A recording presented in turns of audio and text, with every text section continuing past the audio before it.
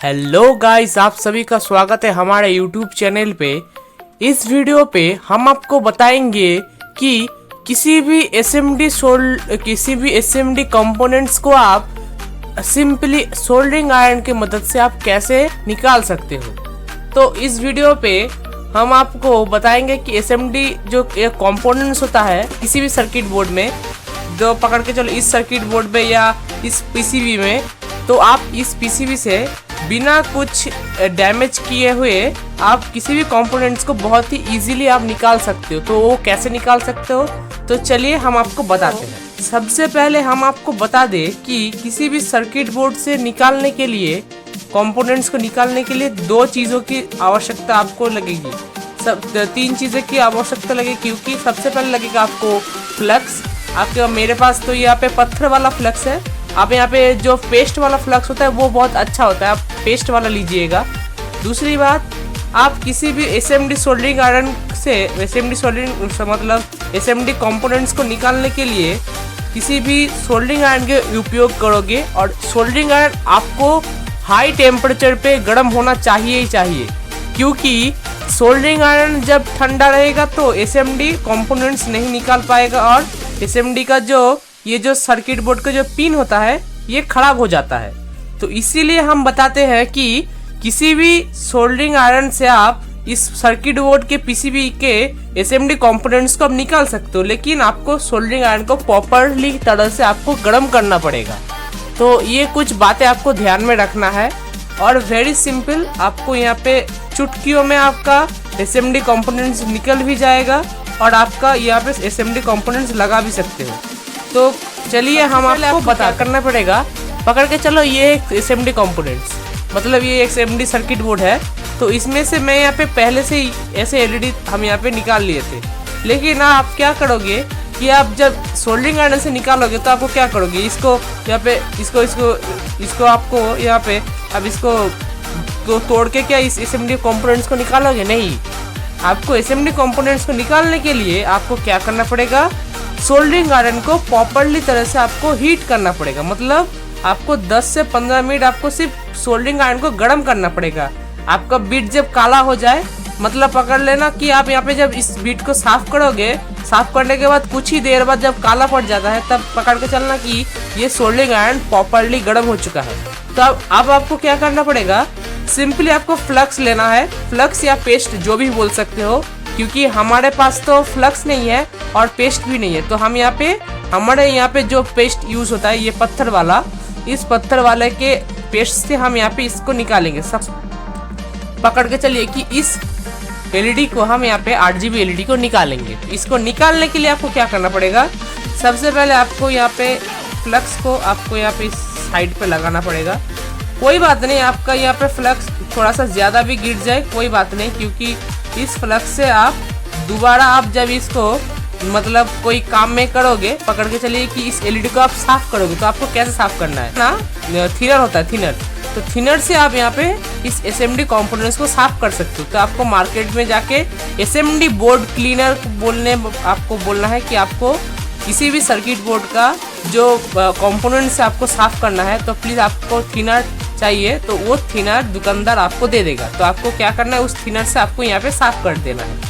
Simply आपको निकालने के बाद आप क्या करना पड़ेगा, इस सोल्डरिंग आयरन को आपको यहाँ पे सोल्डरिंग आयरन को एसएमडी कंपोनेंट्स को निकालने के लिए आपको क्या करना पड़ेगा, सबसे पहले इस साइड पे आपको फ्लक्स लगाने के बाद इसको आपको यहाँ पे इस साइड पे रफ करना पड़ेगा, और दूसरी साइड पे ही सेम आपको इसको करना पड़ेगा।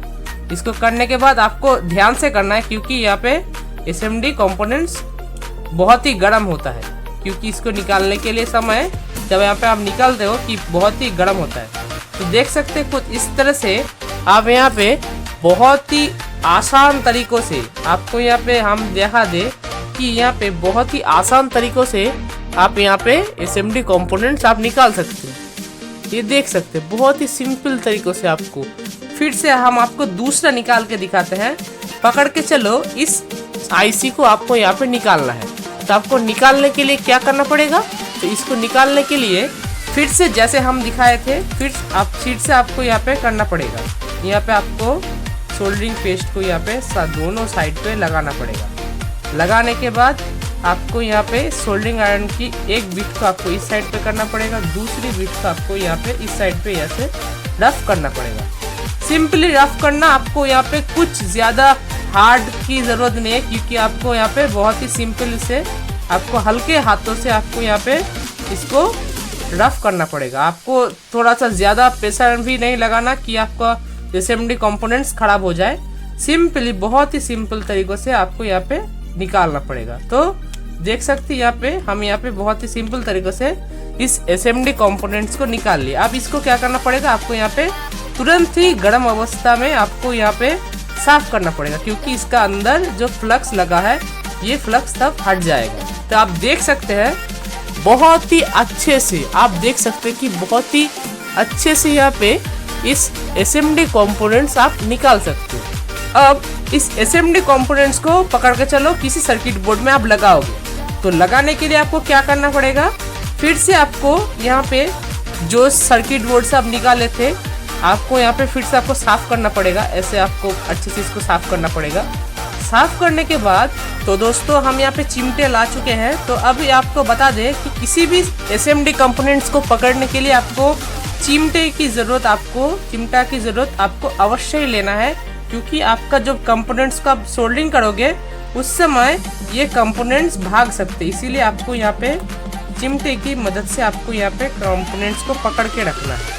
तो देख सकते हैं कि मैं यहाँ पे अच्छे से इसको पहले आपको यहाँ पे बैठाना पड़ेगा। आपको टाइम लगेगा, लेकिन आपको यहाँ पे अच्छे से इसको बैठाना पड़ेगा। बैठाने के बाद आपको चिमटे को ऐसे पकड़ना पड़ेगा, ज़्यादा ज़ोर से मत पकड़ना क्योंकि यहाँ पे प्रॉब्लम हो सकता है। फिर आपको यहाँ पे फ्लक्स को लेना पड़ेगा।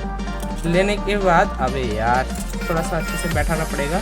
और आपको यहाँ पे हम देख सकते हैं कि हम यहाँ फ्लक्स के ऊपर हम यहाँ पे फिर से लगा दे हैं, लेकिन आपको ये ऐसा नहीं करना है। आपको सबसे पहले आईसी को निकालने के बाद जब फिर से लगाओगे तो आपको थिनर से आपको इस बोर्ड को पूरा क्लीन करना है।